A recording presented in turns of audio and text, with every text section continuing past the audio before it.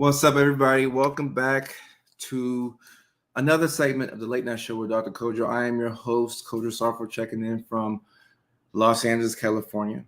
It was a sunny day out here, and it was a good day, relatively speaking. Um, an interesting one. The energy has been interesting. Like I said, we already did a mental health check-in a little bit earlier today on Facebook.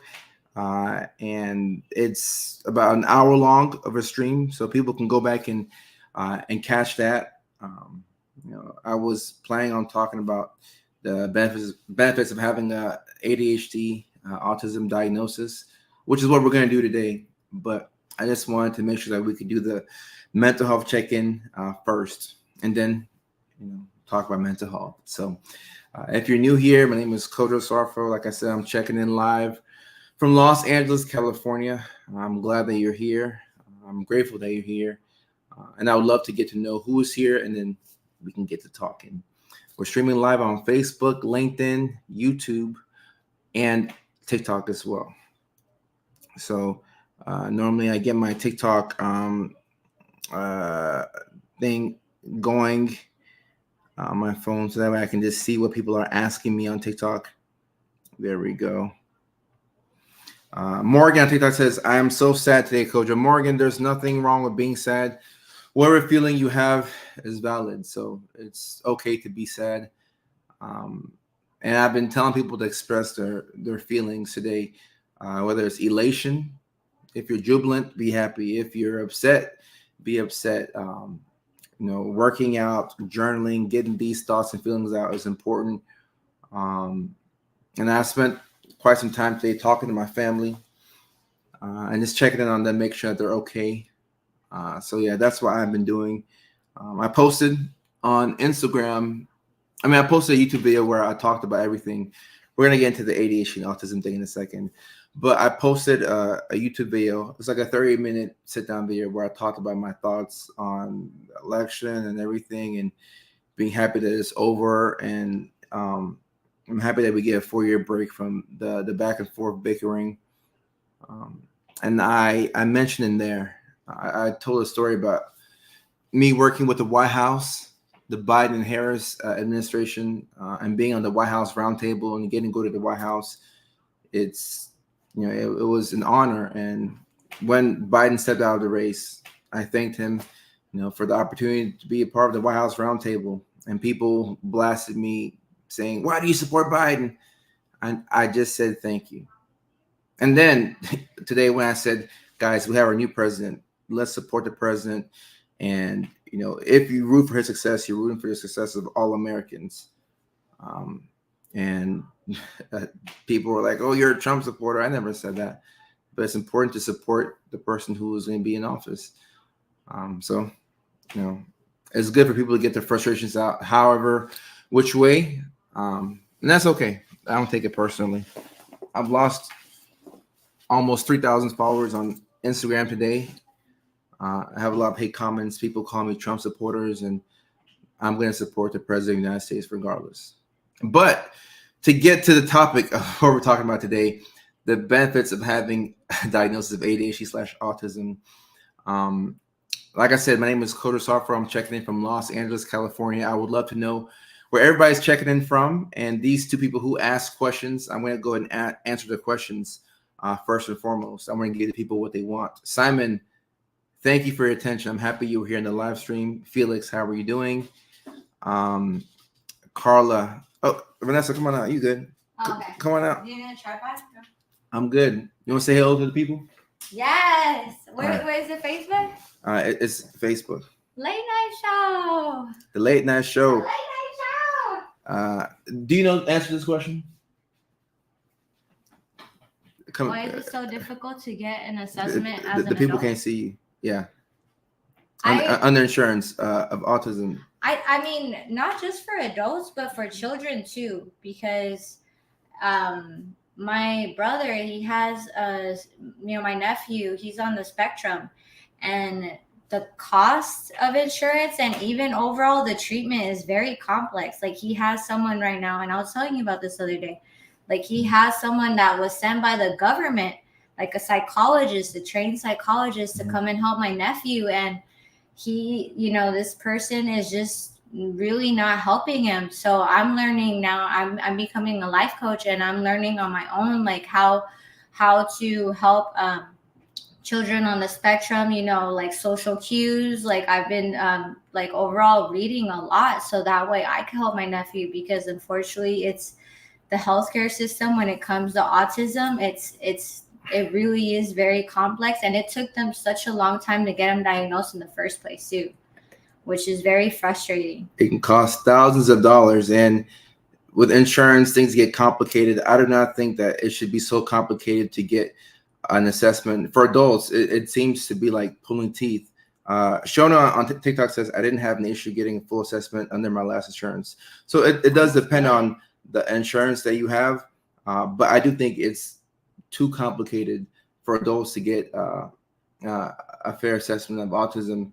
And that's one of the things that I'm looking to solve. I'm looking to solve that problem as I get the outpatient practice set up.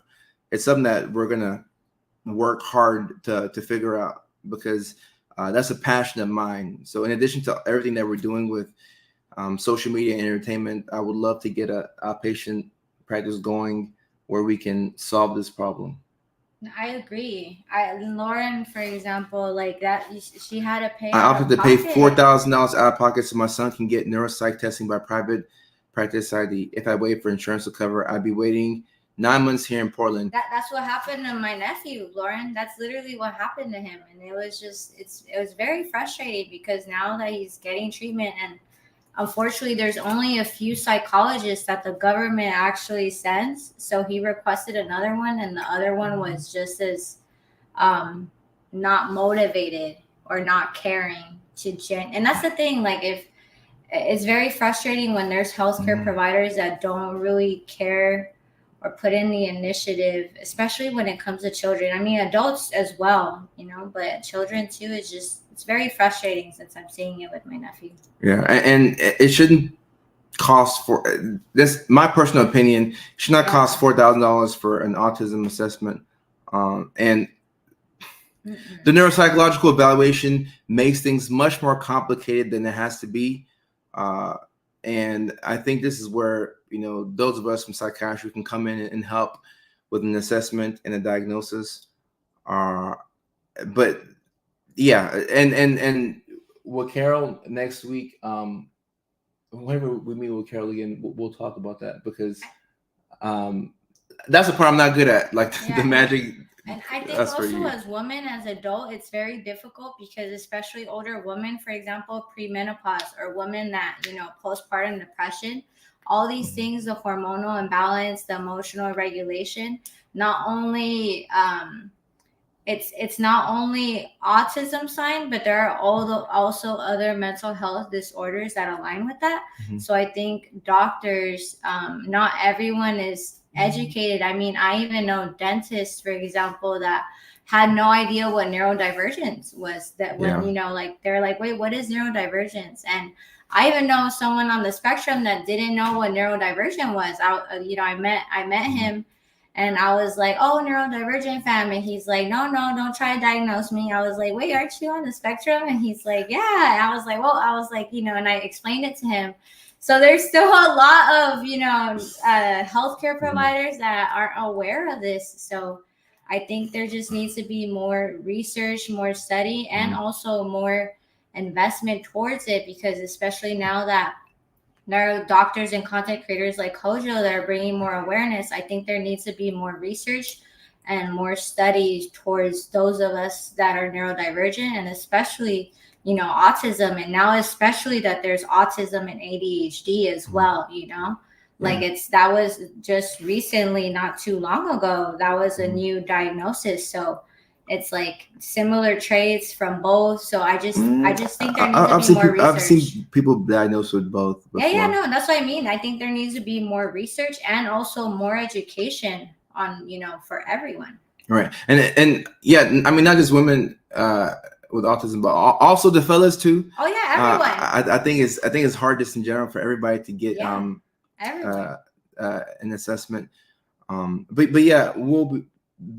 I haven't announced it, but there's going to be an outpatient uh, um, practice that I'll get going, and it depends on the states that people are in. But we will work hard to solve this problem. And somebody asked earlier, can a psychiatrist diagnose autism? They can, but the majority of the evaluations are done by psychologists and their neuropsych evaluations. So yeah. I don't know. Yeah. I appreciate you. I'm not gonna keep you up. Good night, everyone. Have a Get good a bed. stream. All right. Thank you. I appreciate you. Baton Rouge, Louisiana. What's up? What's up? What's up? Quebec in the house.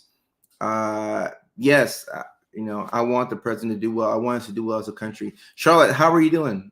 I appreciate you. Scott, what's up? What's up? What's up? It does depend on the state, Carla. You're correct. It does depend on the state. Doesn't mean Jedi. This is the main point I've been trying to get across. And I was saying earlier, let's not wait for tragedy until we come together and support each other as Americans. And is autism diagnosed with DSM? Yes, it is in the DSM-5. That's a question I got from Favor on TikTok. It is in the DSM-5. It is. All right, now the three.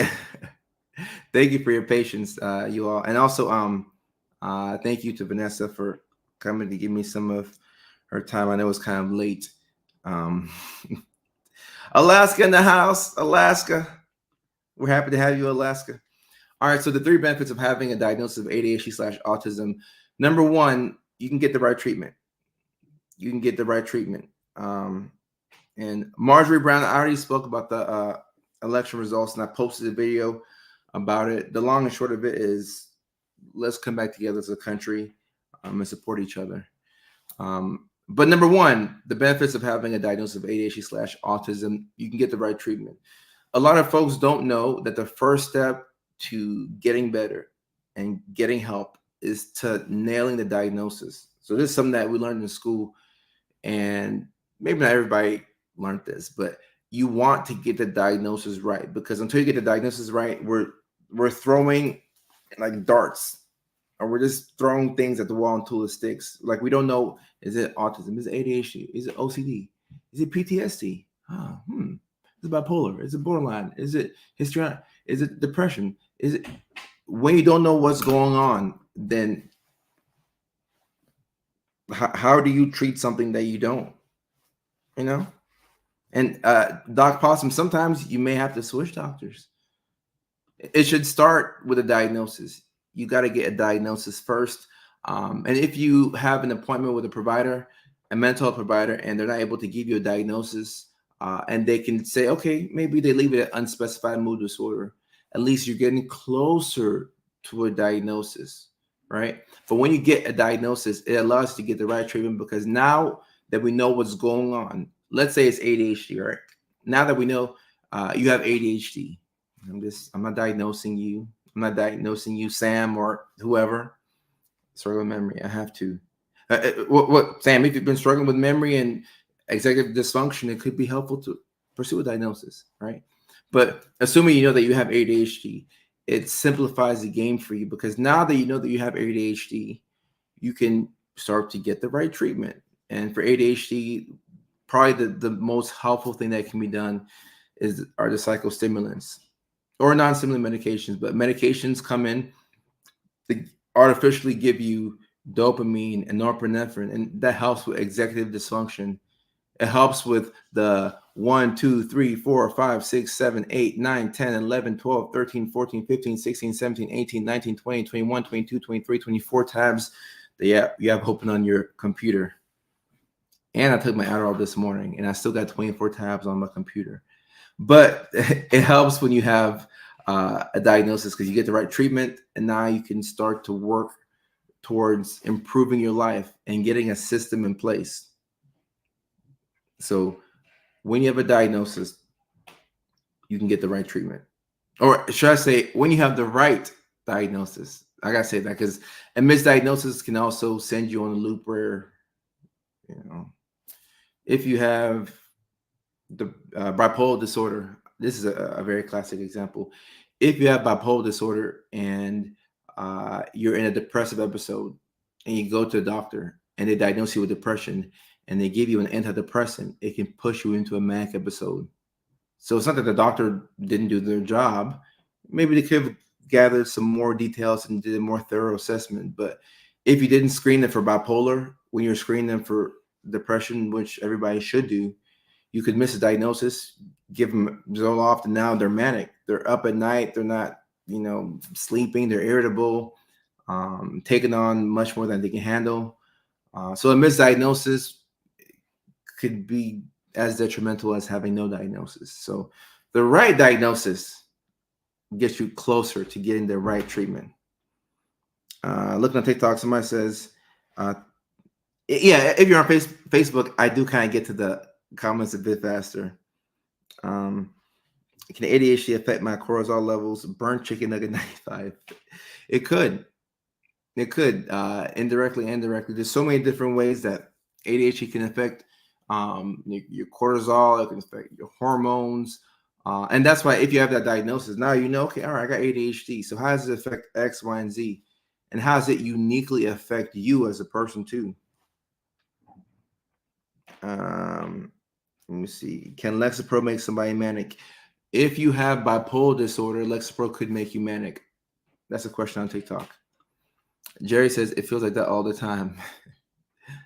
Nicholas says getting ADHD diagnosis and coming to acceptance of it helped a lot for late diagnosis. Nicholas gets the first love of the show here.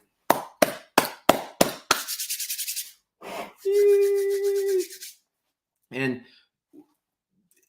the journey of self-acceptance and self-love is one that is a continuous journey. It takes a while for us to sometimes like who we are. It takes a while for us to know who we are.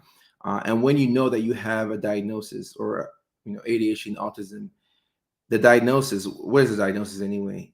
It's an explanation for the behaviors that you exhibit. So now you're able to navigate things much more easily because you understand yourself at a deeper level. I'm trying, but it's hard when I'm so overwhelmed.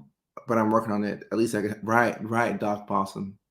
At least you can help yourself better now. And this whole concept of self-efficacy is important because as an adult, even as a child, but as an adult, you've lived for a couple of years, and if you're neurodivergent, you've probably been fighting for autonomy in some shape or form. And being an adult and being reliant on other people and external support to get basic functions accomplished and achieved can be embarrassing. So when you're able to help yourself, it gives you this sense of pride, helps to restore your dignity. We still do have to ask for help, but it helps to boost your self-esteem when you're able to do even making your bed, the small things, because you have tangible evidence of, oh wow, I can make my bed. I can do this. I can do that. All right. All right. So this question was asked on TikTok as well. It can and so see, ADHD is complicated because it affects so many different parts of your life that you might not even think about.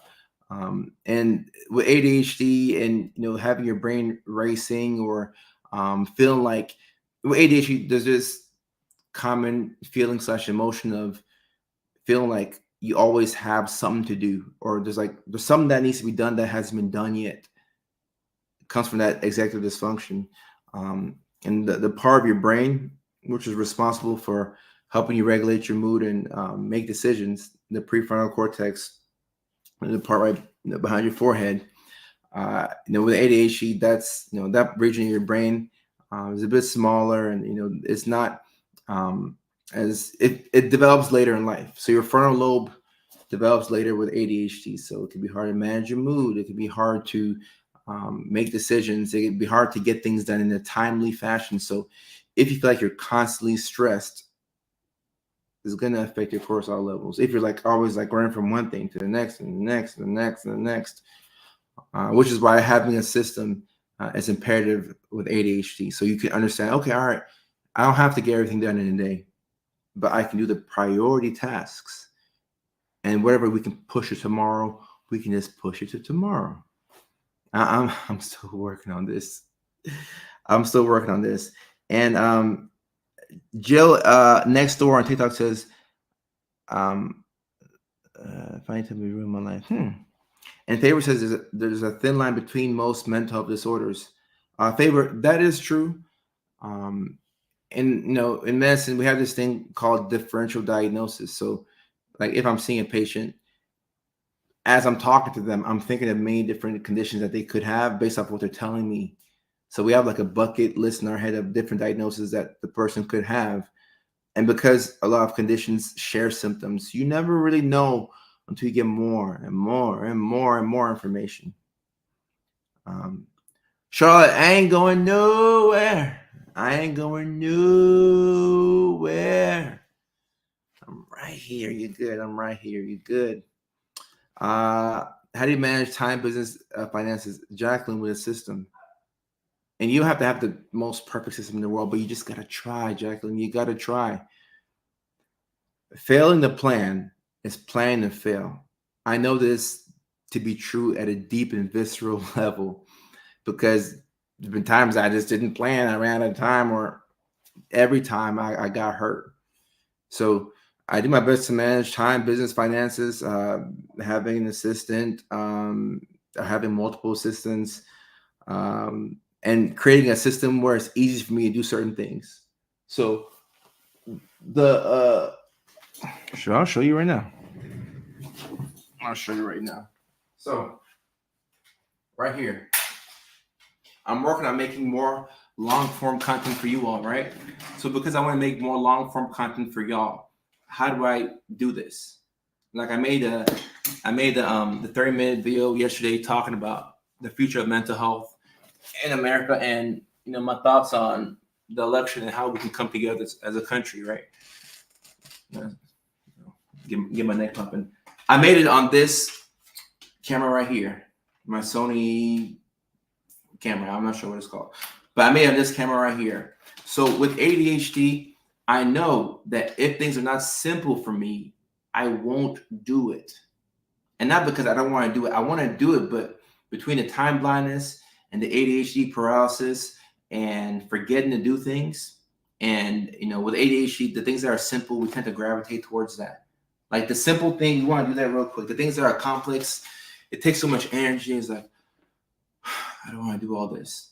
So what I do is I just make the system easy for me. So right here, I got the camera. When you make a video, it's already on the tripod. All I got to do, set it right here, flip the screen so that I can see myself. I got a backup laptop to help me out. I got a chair right here. Now I can make my video. Make it super easy for myself. And also, with these long form videos, you want the audio to be good. So because I want the audio to be good, I got my DJI audio thingy right here.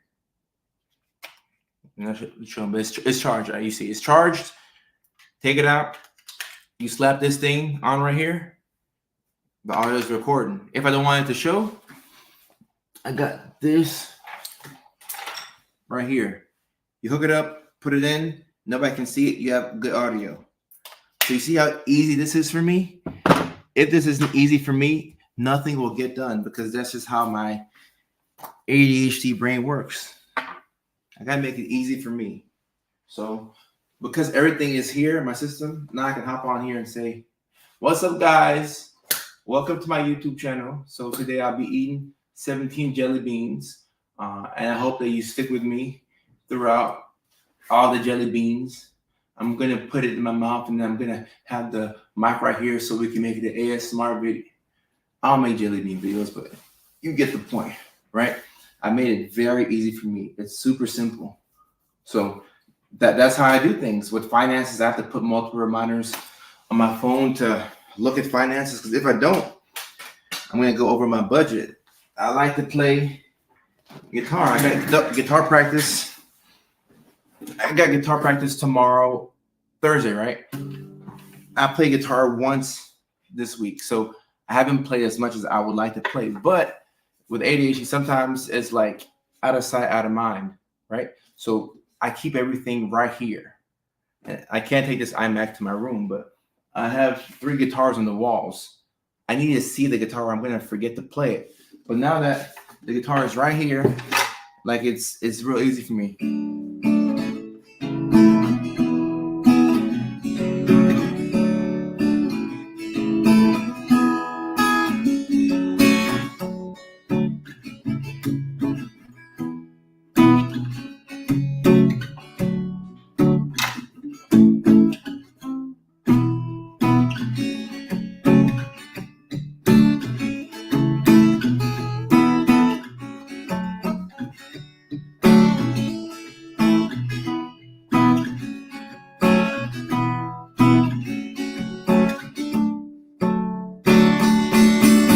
All right, and obviously the capo is right here. So if I need to strum the capo,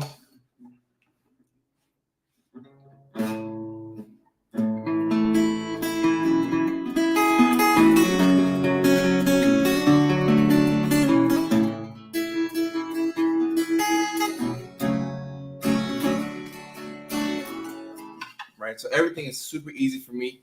If not, I'm not gonna play guitar. I just know how my brain is. My backpack. Like, guys, there's a whole system for this. You should have asked this person.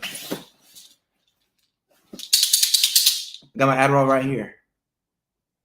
And I have another bottle right by my bed. So when I wake up, the first thing I do, I got my medications. I got water. You got to make it easy on yourself. Just make it as easy and as simple as possible with ADHD. But if you don't know that you have ADHD, you're going to try and overcomplicate things because, for some reason as adults, we just have to complicate things. But you see how simple I try to make my life, which is why when I'm home in Georgia with my family, I get frustrated because I don't have my system. So things fall apart. Yeah, we got low RAM. We got low RAM. Ocean, thank you very much. I appreciate you. Last minute choice to go with the all black, but I like it. Thank you, Charlotte. Right, working with your brain instead of working against your brain. If you have ADHD, autism, you're born with this condition. It's a neurodevelopmental condition. You're born with it. So instead of hating yourself, hey, how do we work with the brain that we've been given? How do we find some type of comparative advantage? A lot of us who are neurodivergent, we're very creative, we're expansive. We have all these different thought processes that lead to amazing things, but you got to give yourself a system. I'm much more observant. Okay. Hey, we got some guitar players in the house. Okay. I thought the pills were no, those pills are needed so that way I can get my stuff done. Oh, Charlotte, I'm always looking to overcomplicate things, and I don't know why. Well, I know why, but I'm trying to be nicer to myself. I've always exhibited making my life easier to work around. I had no idea what was I doing until I was watching some of the ADHD short clips that rocked my world and when the thing about the first time that you saw an ADHD like TikTok or Facebook reel, your first reaction was like, that's my life. Like you were looking like Kevin off of Home Alone, like I do that. I do that too. Favorite, can you share the name of your medication? Adderall XR.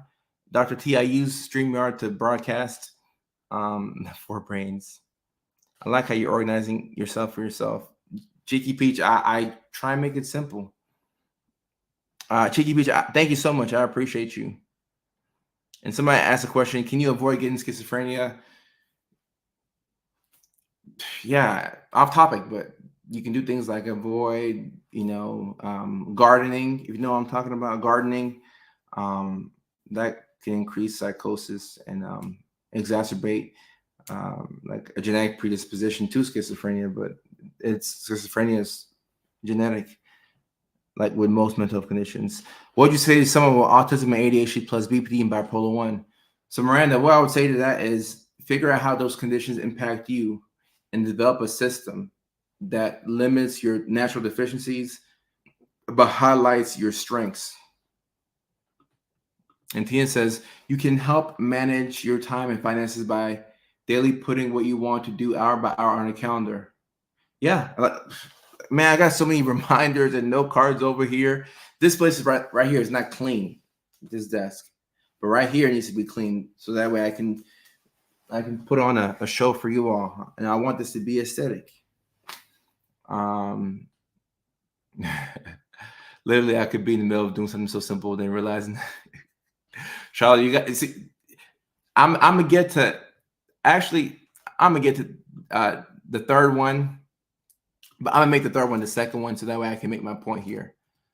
The second benefit, sorry, of having a diagnosis of ADHD and autism is you can now allow yourself to be kinder to yourself.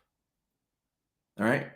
Because now instead of saying, "Oh, I'm so dumb, I'm so stupid, I'm so dumb, oh, I'm so forgetful, I'm the most forgetful Mickey Ficky in the world," you can say, "Oh, I have ADHD, inattentive type. All right, cool. Okay, cool. There's meds for this. All right, cool. Oh, I'm autistic. That's why whenever people throw me off my routine, I get so pissed off. Okay, cool.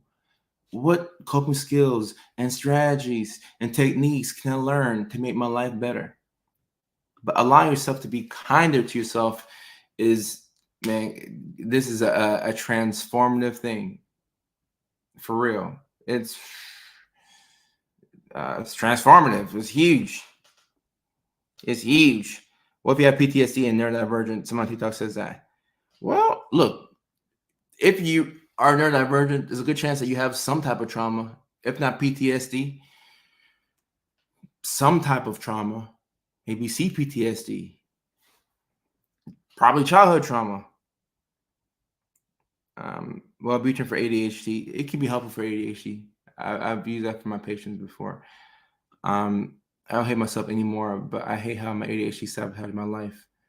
Memory issues due to ADHD, early onset dementia. So with early onset dementia, so keep in mind that, Sam, with ADHD, it's a neurodevelopmental thing. So you're born this way. You should have the impairments of ADHD. You should have seen these things as a kid growing up. Early onset dementia, you wouldn't really see that in your formative years, right? So they used to not even diagnose ADHD in adults, but now we got it right, because back in the days, like, if you didn't get diagnosed by like third grade, all right, you're done, and now we know more, so we can do more. Doing things the hard way when it's meticulous or last minute. Okay. Black Widow Row, how are you doing?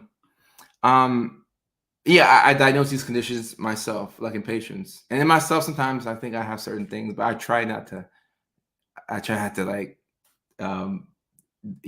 diagnose myself. I'm like, let me go to my psychiatrist to diagnose me.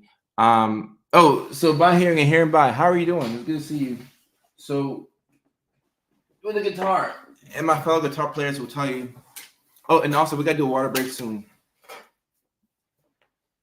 Crack my neck so I can get loose. With the guitar, a lot of the chords are repetitive. So look at me. I got this thing stuck in there. So I'm just going E minor, and then C, G, D, E minor. Actually, let me maybe let you see this. We gotta go lower. There we go. Or can this shit go up higher? All right. I was screwed. All right, but like this. So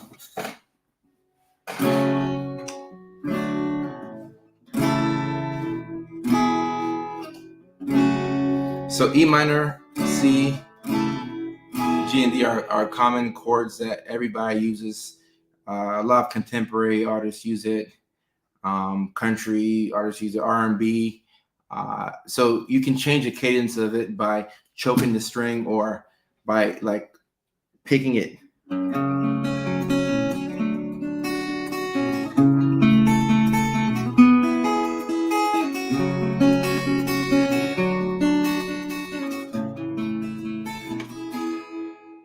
Right. So um, uh, she calls me when I'm in town. I pretend I'm not around, but she sees on the screen I am. So here I am, and here I am. And she don't call me one and only. No, she just calls me when she gets lonely. Something I do to get her there to feel better and get well.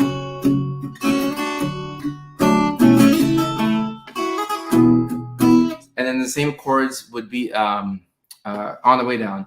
On the way down, I saw you save me from myself. Forget the way you love me. On the way down, I almost fell right through. So it's a little different, but I held on to. I was so afraid, deep, going under, but now I got me distracted. The weight of the world feels like nothing. Nothing. Down. You're all I wanted. And down. You're all I needed now. Down. You're all I wanted. You're all I needed.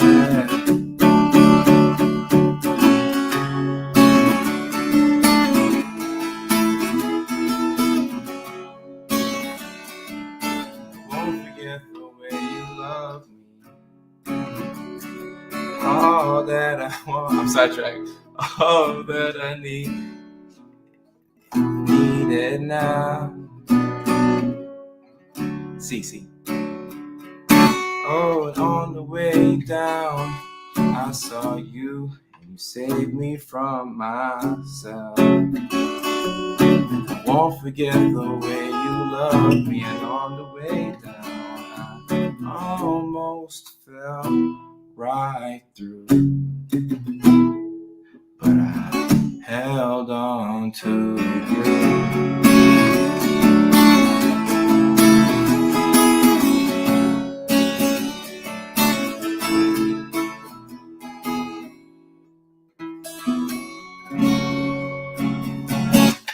So yeah, when I pick the guitar up, I get scared sometimes because I'll be on here for 4 minutes. I mean, like 4 hours, and I'm like, damn, I forgot to call my mom. No, I forgot to call my mom back.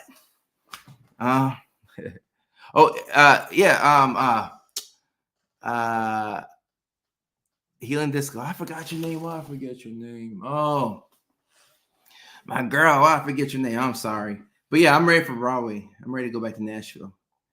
But good to see you. And yes, this is a hyper focus for me. That's why I'll tell my sister. I'm like, all right, when I pick up the guitar, let me know because I'll lose track of time. And see, look, I forgot the water break.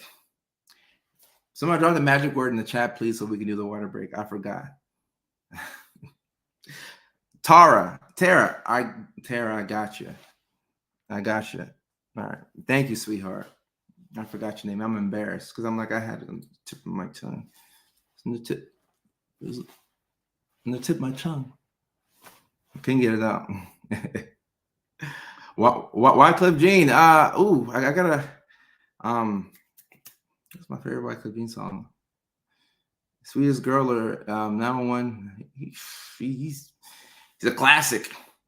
Trusted apps. When I find some, I'll let you know. If anybody has any trusted apps with planning a routine, please drop it in the chat. All right, big cheers, y'all. Big cheers. Time for the water break. This is the time of the day that us neurodivergents get to get some water in. All right, drink up. Cheers.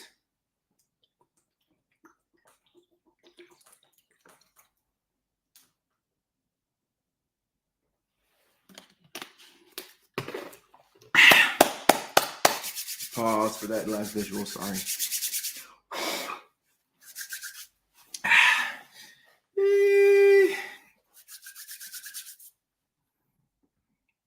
Going to November. I realize the reason I like yard and snow shovel work because working out gives you dopamine. Right. The sense of accomplishment. Look, this is so important for momentum. That's why just doing something in small amounts, whenever you can do something with consistency, you just feel like I can do this. Like, I can do this. Even if it's making your bed or journaling. Va boom on TikTok. Thank you so much. I appreciate you. Thank you, thank you, thank you. I just gotta come up, I got, come out and just be human. A lot of professionals, we're not like told to like self-disclose, like you're supposed to be like a robot. I ain't no robot. I gotta be me. I gotta be me. Um, Elizabeth, I'll get your question in a second. Someone said, "Shout out LeBron." I'm weak. Um, Bordan, that's funny. How do you go forward with life after 29 years? You finally come to a realization you are maybe ADHD and seeking diagnosis, and your family isn't supportive. I was born to African immigrants. Well, Amphas, you asked the right Mickey Fakey. I got you on this one. I also was born to African immigrants. I was born in Ghana, so I was born in Ghana. Like I wasn't born in the United States, but I've spent the majority of my life here, and you got to realize that for our parents, the majority of their mental stress and everything that they did for us as kids revolved around just survival. Like our parents probably weren't thinking about thriving. They were just trying to keep the lights on. They were just trying to not get evicted. They're just trying to make sure we can get the kids to school and get from Monday to Tuesday and from Tuesday to Wednesday back around to Monday. So if your parents were like mine, we didn't grow up with insurance, and like I knew I had ADHD in 7th grade, but I felt selfish asking my mom to go get checked out by the doctor because you can't focus. I thought it was like silly. I'm like, man, we're struggling to get the bills paid, and I'm out here talking about take me to the doctor. I can't focus. So I just kind of like figured it out, and I became an adult, and then I started to go get the help that I needed. And even today, maybe it'll make you feel better, but even today, my parents don't understand ADHD. They're both in healthcare. Guys, this is as real as it gets. My parents don't understand ADHD. I was telling my dad to be a little easier on my little brother. I'm like, hey, Dad, he got ADHD. So my dad's like, is that why he's lazy? Is that why like he goes to work at the last second? He knows he should know that he has to go to work. What if he loses his job? I said, Dad, that's ADHD. Until there's some type of deadline or some type of urgency or something is novel, we're not going to get the thing done. And he just doesn't get it. And I think that the lack of understanding probably comes from not putting yourself in a position to where you can understand. Because if, as a parent, you're like, my child's lazy, whatever, you're not going to give yourself a chance to understand what your child is actually experiencing. And because ADHD and autism, these are conditions that you can't physically see. You can't see an ADHD make you ficky. Somebody's outside. What did I hear? You can't see that somebody has ADHD. Let me see. This is said.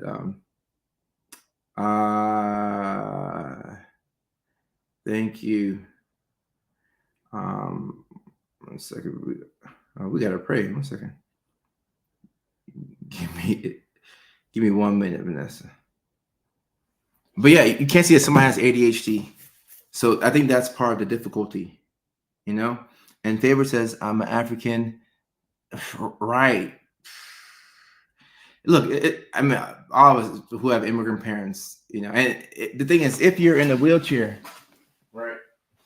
I mean, actually, if you got crutches, this is a tripod, but let's just say this is a crutch. If you have crutches, right? When you walk around this on your crutch, right? So when you're walking around, people see you. Oh my gosh! Open the door. Catch this man's on crutches. Open the door. Make sure y'all can see me. You're walking on crutches. Man, you should open the door. This guy's on crutches. Help him out. and of course, you wouldn't be on one crutch; you'd probably be on two. But if you have crutches, then it's like, damn, man, he's on crutches. Open the damn door, help him up. Help him out. With ADHD, you can't see the impairment. With autism, you can't see it, so it makes it harder for people who lack the knowledge to have basic empathy. Let me see. 1 second. I gotta go pray with Nessa. 1 second. We gotta go pray. 1 second. All right. Nessa, you ready? Ready to pray? I said, ready to pray.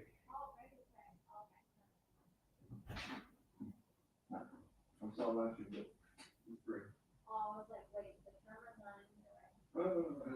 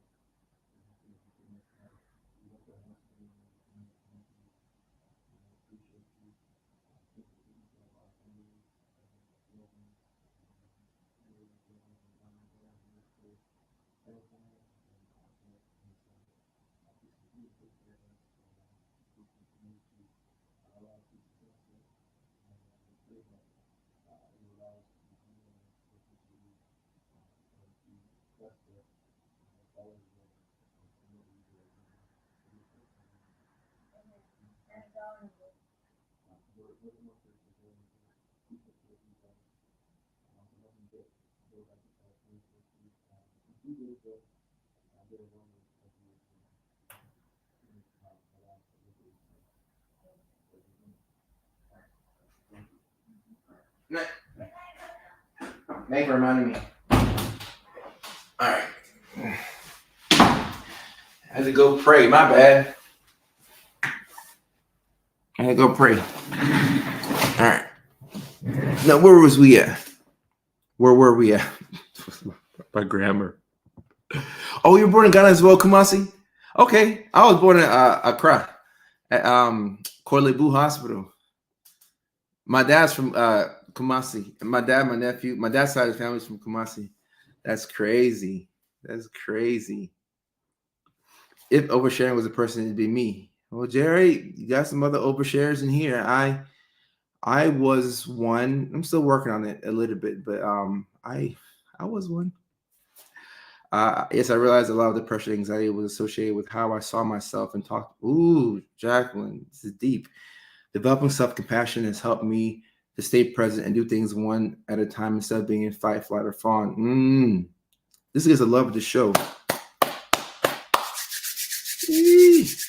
Jacqueline, thank you for sharing this. And being hard on ourselves. Sometimes we get a kick out of punishing ourselves. And our brains, the brains that we are born with, they on factory settings, our brains on factory settings are going to look for the negative. Our default setting is negativity and anxiety. So we have to train ourselves to look for positivity and to have an abundance mindset. So thank you for sharing. San Fran. Okay, I was born in Ghana.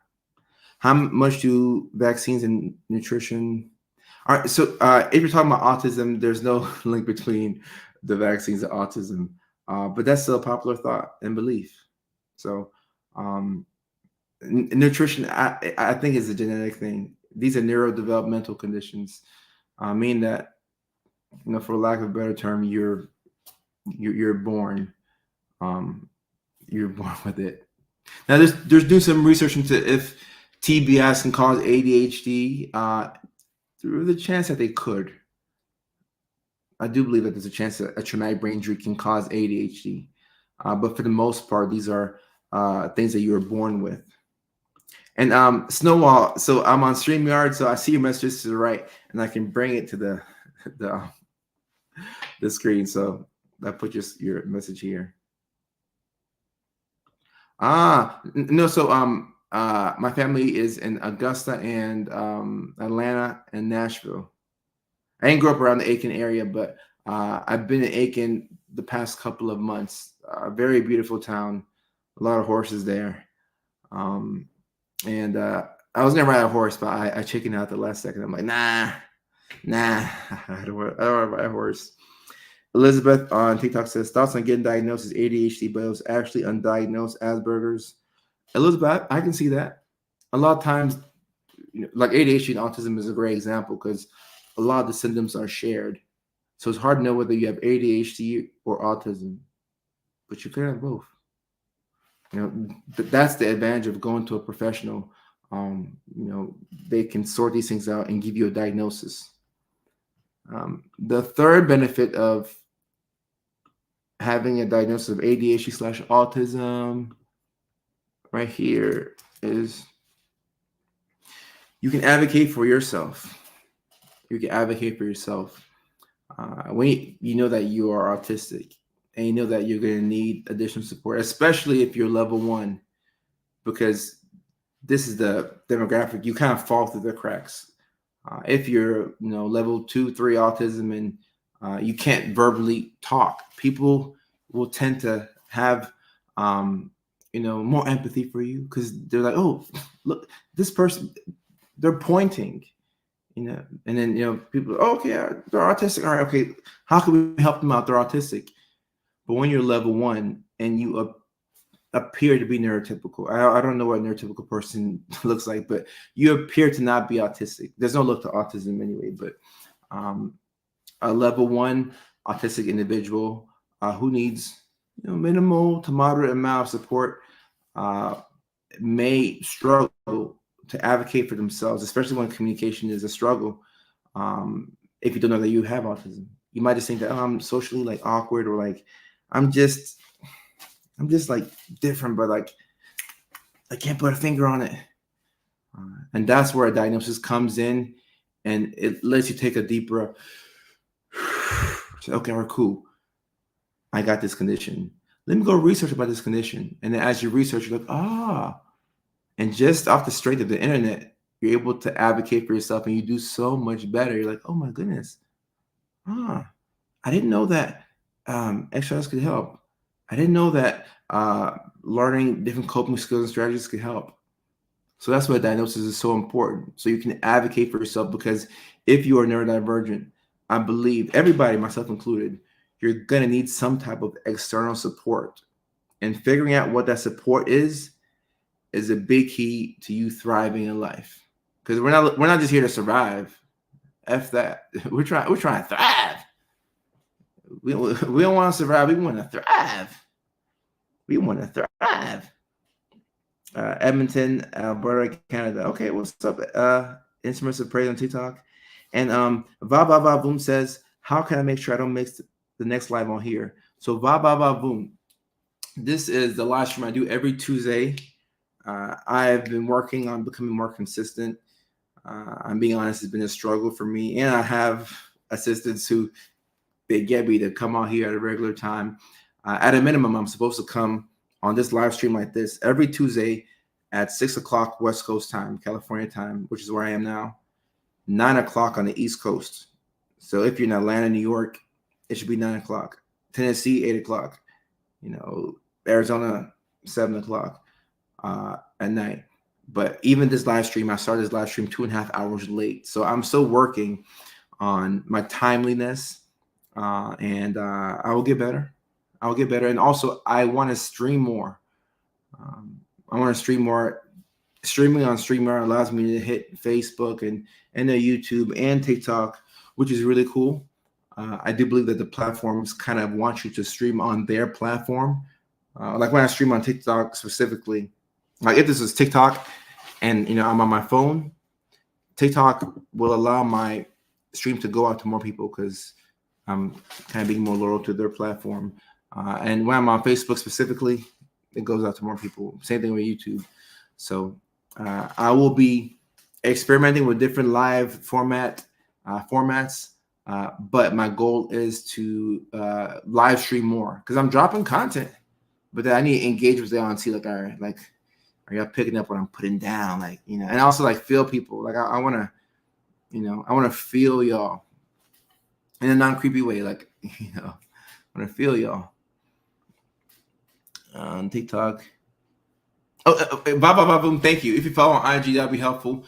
If you also join the free Discord group, my assistant drops the updates about when I go live there. So that's probably the best way to get updates. I'm going live to join the free Discord group. So I'm happy you said that, and I appreciate your support on Instagram. Yeah, Mary, you're right. Mary, you're right.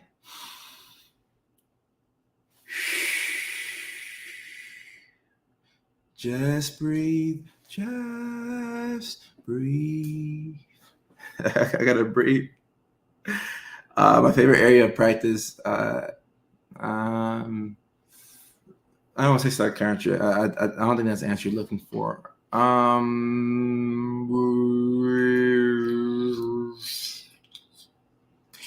ain't got a favorite. Inpatient, outpatient, like both.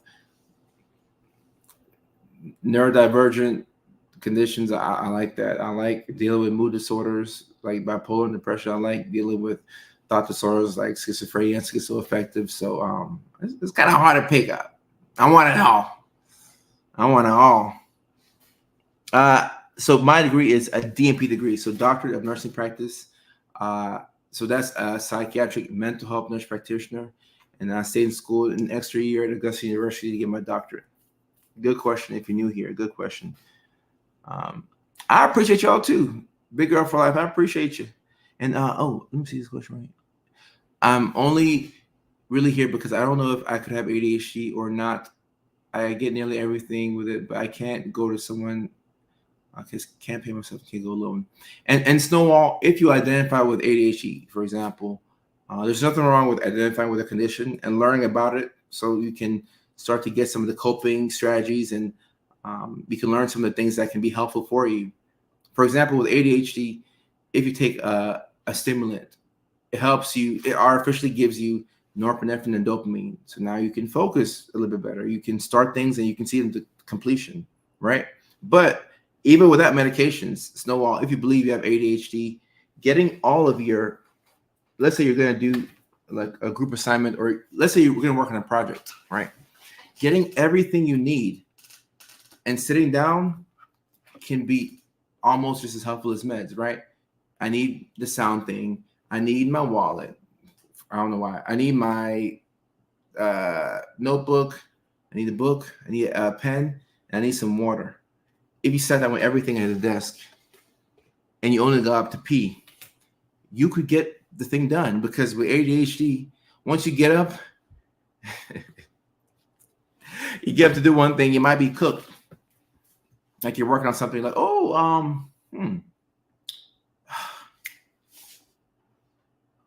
did I trade Christian McCaffrey on my fantasy team? Like the most random things would like throw you off. It was like, I forgot to get the trash out. Or was it, I was supposed to call my grandma. Let me call grandma real quick. Call grandma. And it'll be 7 hours before you get back to the work you were doing. All right. So getting everything that you need and sitting down to do the work. Those are some of the small strategies that can make a big difference. Mary, I appreciate you. I'm just happy to be here so I can help.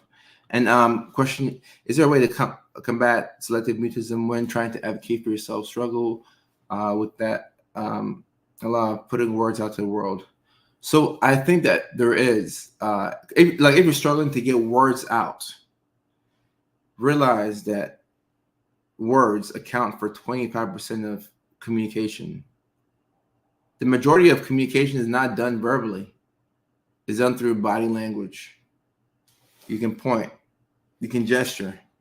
If I'm like this, if I'm at the airport and y'all see me like this, I don't really do this. I don't think I have a stank face at the airport. But if I'm at the airport and y'all see me like this, you probably won't come and talk to me.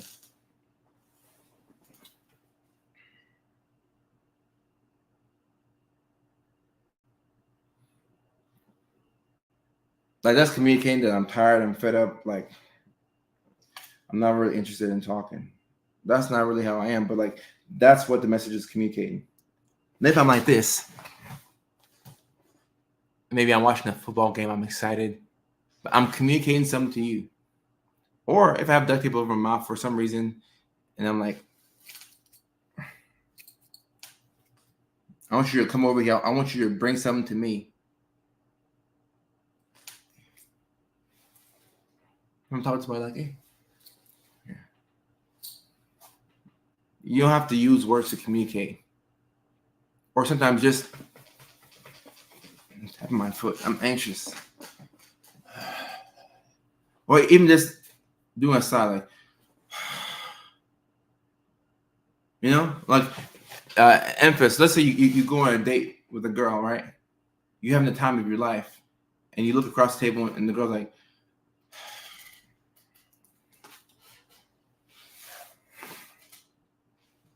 "Yeah, I'm doing good."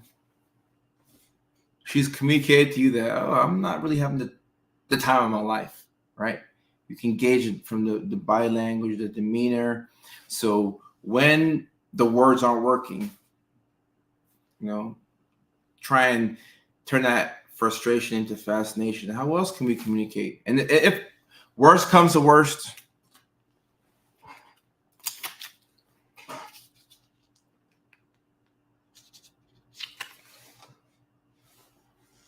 write a note. There's so many methods of communicating, but obviously, when you can't get the words out, probably the fastest way to communicate. So when you can't get the words out, it is frustrating. It is. Not Al says diagnosed last year is good to have answers. Man, it's good to have answers, ain't it? And so I heard that phrase from Jim Rohn, the motivational speaker, and I loved it. Because now when I get frustrated, instead of being upset, I'm like, where's the opportunity here? It's changed my life. Mary, thank you for coming on. I appreciate you. Thank you for the good energy from London. We will take that here in the States. We'll take all the good energy we can get. Theo is okay. Theo is I never heard of him. I'm gonna write the name down. Check him out. Theo was all right. I get going in a second, but let me see. It's me, Mrs. Doe. Okay, all right. A 10-year-old child diagnosed with ADHD, GAD, ODD, DMDD, expressive receptive processing disorder, sensory processing disorder, and OCD. Why wouldn't a physician diagnose autism with these symptoms? First and foremost, this is a fantastic question.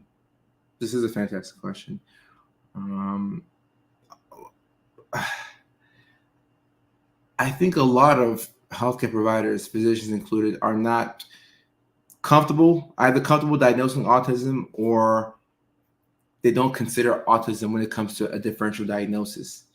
And I think that's where a lot of people go wrong. Like, you look at somebody who's exhibiting some signs that they could be autistic, but if you never consider the fact that they could be autistic, you're going to get this a little GAD, a little ODD, a little DMBD, expressive and receptive processing disorder, sensory, but I completely agree. If these are all the diagnoses, you should be thinking about autism for sure.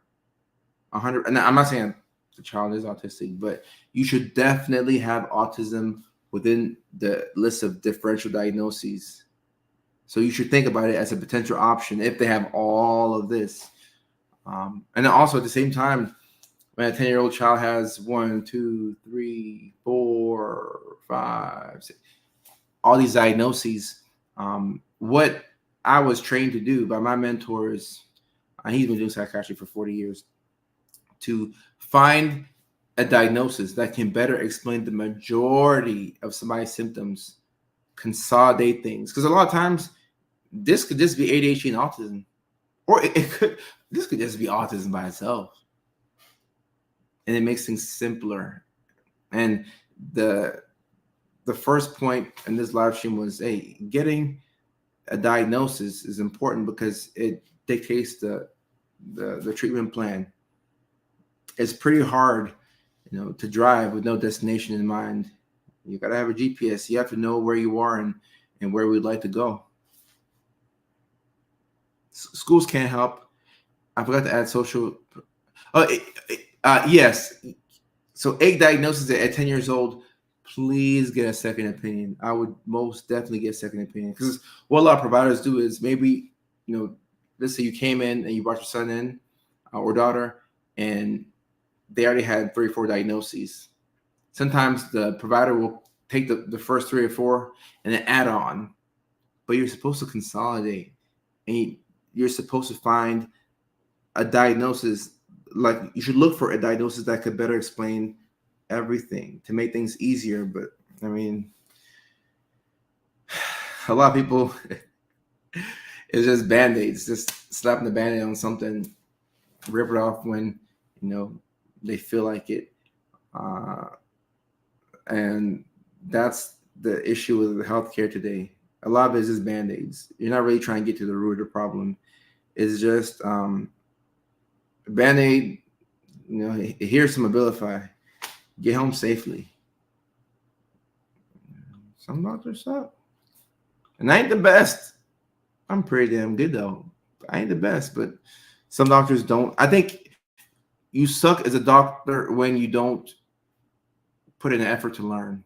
Because I don't know everything, but wherever my knowledge runs out, it's my responsibility to educate myself. How can I get better? How can I learn? As long as I stay curious, I'm always going to be a good provider. But when you think that you don't need to learn anymore, or you're good, that's when you're cooked. No problem. My pleasure. I'm happy I saw that. Do you have any advice and support for individuals with neurodivergence in an environment where surrounding support do not know, understand, believe in the conditions? Yes, I have some advice. Look into at least one person in real life. Find at least one person who supports you. And a lot of folks don't have that. And the next best thing would be an online community, whether it's a Facebook group, whether it's somebody you met on a live stream. Like, these live streams would be, somewhere where you'd meet people who, struggle with some of the same things. But it's important to have your experience validated, because if not, you're gonna feel like you're, like out of place, or like you don't belong, or you just feel like you're out of sorts, and sometimes that can lead to hopelessness and helplessness. So it's important to have your experiences validated. I realized that I could be going on with my life routine, taking my meds, and then this one thing, whatever it may be, a detour or speed bump, then it's like a house of cards falling. Why does that happen? Maybe because of my depression. So, Charlotte, it could be a you thing. It could be situational. It could be something that comes from a diagnosis. We're talking about autism. A lot of times when an autistic person's routine is thrown off, it leads to a lot of frustrations, which is why it's always good to tell people on the spectrum things ahead of time. Like, hey, tomorrow we got to switch things up because we got to go to the doctor's appointment first, then we go to school. But when you just surprise people with it, like a lot of parents sometimes, will throw a surprise birthday party for their autistic kids, and then the kids are like, yo, what the hell's going on? And the parents are like, and the kid's like, this is way too much. Nobody gave me a heads up. But I'm not saying that's what it is, but sometimes when we have difficulties regulating our mood, small detours, can throw us off, because it can lead to, a deviation in your mood. And a lot of the things that happen externally in our worlds come from what's going on internally. So hopefully that's helpful. I found being diagnosed with each individual symptom of autism, but doctor refusing to simplify. That's one reason. Yeah, a lot of doctors are afraid, and I think it comes from feeling like they don't think that they're competent enough to diagnose a person with autism or ADHD. And if they're not competent enough, or they're not comfortable, then they shouldn't diagnose you, but then they should refer you to somebody who could help you get a little closer to a diagnosis. Cameron from Ohio, what's going on near Columbus? I appreciate you. What are you? Okay. I'm assuming your name is Cameron. EMDR. So I'm not EMDR trained, but I've heard a lot of people say EMDR has been very helpful for their trauma. So I definitely believe that there's some efficacy behind it, and it's worth a shot. The reason why we have all these different tools and tricks, and we got medications, we got EMDR, we got ECT, we got TMS, you got ketamine. There's so much that we can do, and I like the fact that we have options, because options helps to provide people with hope. Because if Zoloft didn't work for you, all right, cool, you got Prozac. If that didn't work, all right, cool, you got Lexapro. If medications didn't work, okay, cool, we got TMS. We got ketamine. All right, we got ECT. Oh, none worked for me. Let's try EMDR. All right, let's try lifestyle modifications. Let's try exercise. Let's try changing your environment. We never run out of options. We never run out. There's always hope. We always will have something we can go to. Like, all right, cool. That didn't work. Move on. Now we have more data on you that these things didn't work. All right. Let's tweak things. We keep trying. We keep trying. We keep trying. We keep trying. We keep trying. Jerry, I appreciate you. I found background commentary. And look, this is part. If you know that you are neurodivergent, or you just know that this helps you out, you're collecting data on yourself. I rarely ever stay in the house without like some type of noise. I either have Vanessa, well, she's always here, but like I need some type of stimulation, or else I'm like, I'm like, I need something, right? I need something. And community is key. Yeah. And that's why I thank y'all all the time, because my online community, y'all been rocking with me for the past, 4 or 5 years. So like, I appreciate y'all. It's never like, oh, only 20 people show up to the live stream today. Only 30. No, like whenever I go live and anybody comes, man, we're here. We're in the moment. We're live. I appreciate y'all. And Charlotte, thank you for your attention. I'm doing TMS inside therapy right now to build up. Oh, okay. And look, you gotta be proud of yourself, because at least you're trying things. The relief, the improvements come from doing. And doing doesn't guarantee that we'll get the outcome that we want, but it does guarantee that we get data on ourselves. If TMS and psychotherapy is the magic sauce, all right, cool. All right, now we know. If it's not, okay, now we know that didn't work. We move on. So you gotta give yourself some credit for doing. Diagnosed last year and good to have some answers. Now, thank you for your attention. And Faber says, what's the difference between PD and bipolar? You mean like BPD? BPD is a personality disorder, and bipolar is a mood disorder. So fluctuations in BPD come from your external environment, and those mood switches and okay, yeah. So BPD, the mood fluctuations in BPD can happen over moments to hours or days. And it's normally because of something that happened. Oh, my boyfriend, my girlfriend broke up with me, my dad, my mom was upset with me, and now I feel like this. Bipolar disorder, the mood fluctuations come from mania, depression, or hypomania. And these are mood states that can last days to weeks, sometimes months.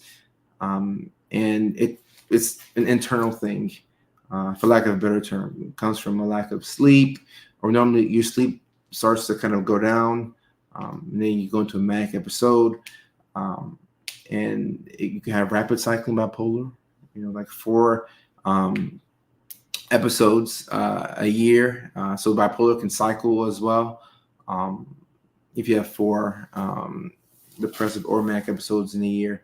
But to make it simple, with BPD, the mood fluctuations are quick, they're rapid.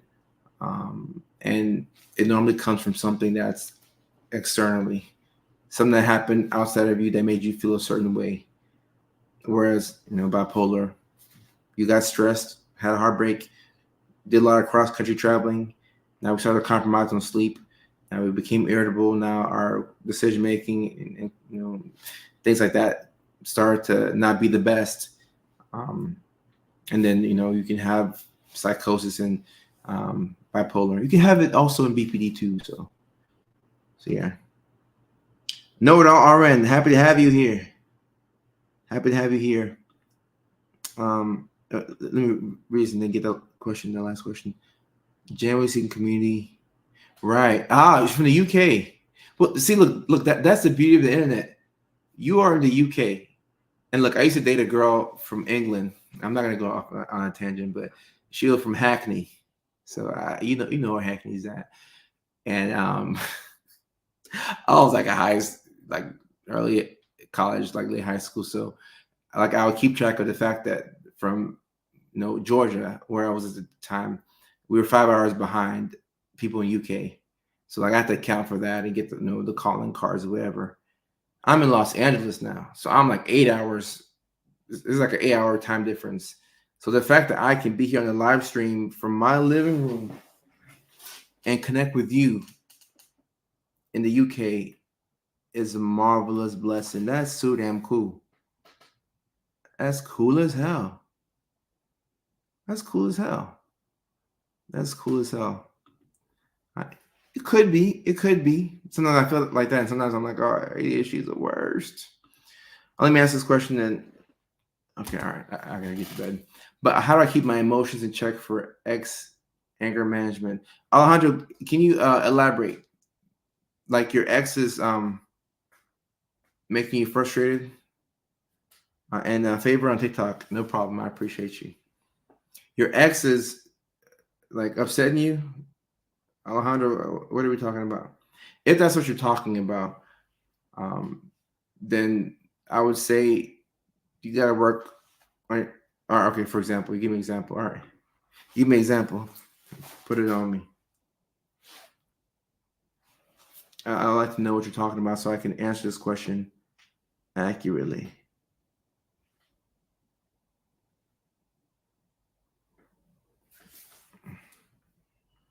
But managing your emotions is a life skill, essential life skill. Asperger's. Another YouTube live. Let's see. I go off of a tight schedule. Yes, I do have ADHD. Big Daddy, Big Daddy 1131 on TikTok asked that. Yeah, I do have ADHD. Another YouTube live. I gotta see what my assistant. I gotta see what Vanessa put in my schedule. But it's true. I'd like to go live tomorrow morning, but I don't want to overpromise. But I'd like to go live tomorrow morning. Get me up in the morning, get going. But at a minimum, I do a live stream once a week, Tuesdays at 6 o'clock California time, 9 o'clock East Coast time, 2 a.m. UK time, Wednesday morning.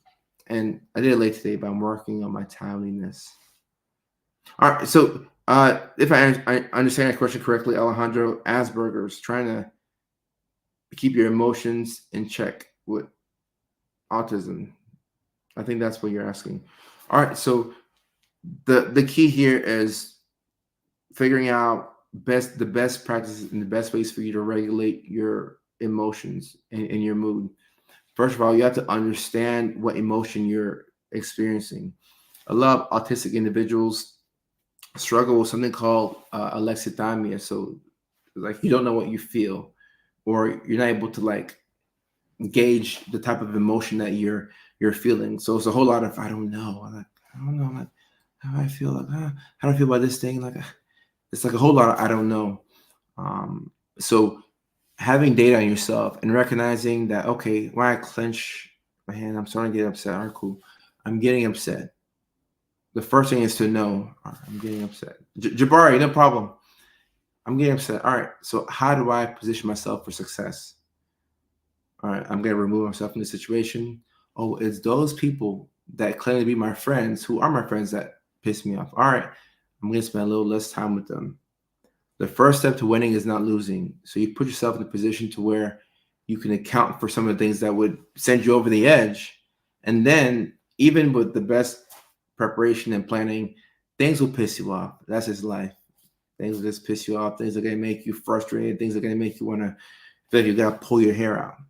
But checking in with yourself, DBT, dialectical behavioral therapy, which is one of the things that I think should be taught in school, can be very helpful. And my favorite concept in DBT is radical acceptance. When we see things for how they actually are, I feel like it helps, keep away feelings of depression. It helps us process things, because a lot of times when something happens and we don't like it, we want to be in denial. So let's say girlfriend cheated on you. Damn, it's really that bad. Damn, my girlfriend cheated. What? She met my mom, met my family, met my boys. Wow. Wow. I was getting married. Okay. Wow, she cheated on me. She cheated on me. And you process the situation for how bad it is. It really is as bad as you thought it was. Cool. Yeah, she cheated on she cheated on you. And as you process that, you realize that, okay, this is bad. It's really bad. It's as bad as you think it is. But on the other side of that is peace. And you're not slowing down the healing process. You're not denying, all right, cool, all right, cool. All right. All right. So she did that, and it doesn't mean that I'm a bad person. That's more of what's going on with her. All right, cool. You process the emotion. Now, how do you want to move forward? All right, okay, she cheated on me, so I'll stay and forgive her. If you want to do that, sure. Or you're like, you know what, yeah, I think this is a good 1.5 year relationship, but she broke my trust, and I'll move on. Move on. And then you move on, but not being able to understand that your girlfriend cheated on you and you're pissed AF, like you're pissed off. If you can't process your emotions, you're gonna have this anger, and you're like, she cheated on me with who? She spent the night over? Like, did she, like like that's, as guys, that's our worst fear. Our women, like imagining, our ladies, our wives, spouses, girlfriends being intimate with somebody else. That's the type of stuff to make you to send you over the edge, right? So if you're not taking time to process your emotions, you're like, man, like I'm gonna fight him, like I'm gonna go to his house, I'm gonna bust him up, I'm gonna fight this guy, or you want to go scream at you ain't gotta do none of that. You could just leave. You could just leave. Someone says, "Is men being insecure?" I disagree. On um on TikTok, I wouldn't say it's men being insecure. Men also, deserve the space and time to process their emotions. And if you're a man and you get cheated on and you leave, you're not insecure. You're that's the decision you made. I think that decision should be respected. All right. Oh yeah, it is man's worst nightmare to be cheated on. What men fear is, imagining that happen, and then what women fear is, imagining your man telling another lady that he loves her. Both things, tend to drive us crazy.